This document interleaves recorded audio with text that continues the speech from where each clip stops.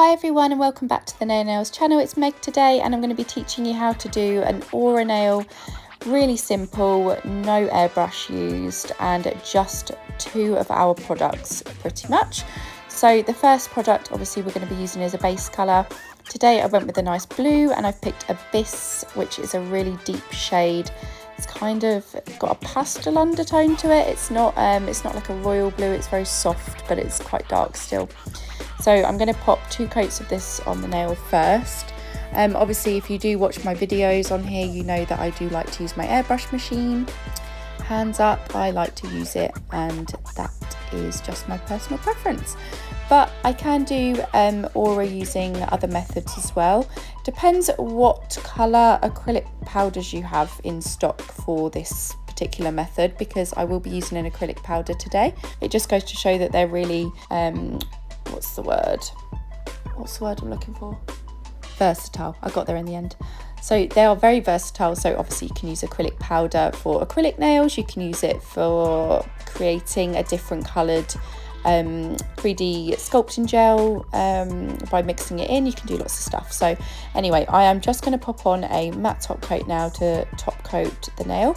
The key to doing this, I found, is making sure that the base was matte before adding the powder on, because it gives it something to stick to. So do keep that in mind. If you put it on a shiny top coat, it's not going to work. So today I used my lovely baby blue acrylic powder here. I've had this for a while now, and I'm just going to take my finger and dip it in the powder and then rub in circular motions over the same area. Don't panic if it looks like it's touching the other sections of the nail, because it won't cling. But what you're going to do here is you're going to start to see the centre of this nail turn to a light blue colour. At first you might think it's not going to work, but trust me, it does. It's just a strange process. It takes a little bit of time, but the product does stick really well to our matte top coat. So always keep this in mind when you are applying the powder.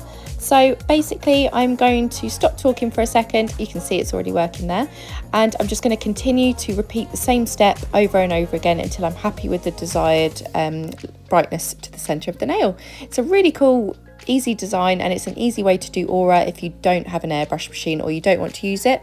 So if you'd like me to do this in multiple different colours, then do let me know in the comments.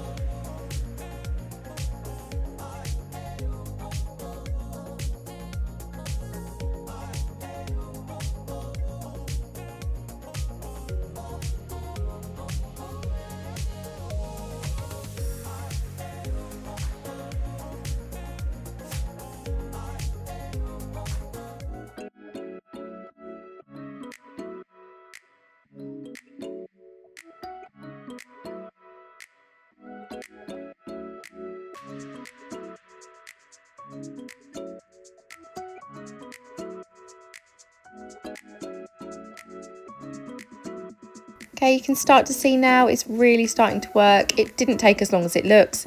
I was just really faffing around with where I wanted the blend to be and how far I wanted the blend to go up and down, but it's starting to look really cool. Happy with this, and now we're going to go in with our shiny top coat just to finish it off, and you'll see the full result at the end. It's absolutely beautiful. This is a prime example of why our products are so good, and I'm not just being biased. Like I said, I've used them for over 10 years.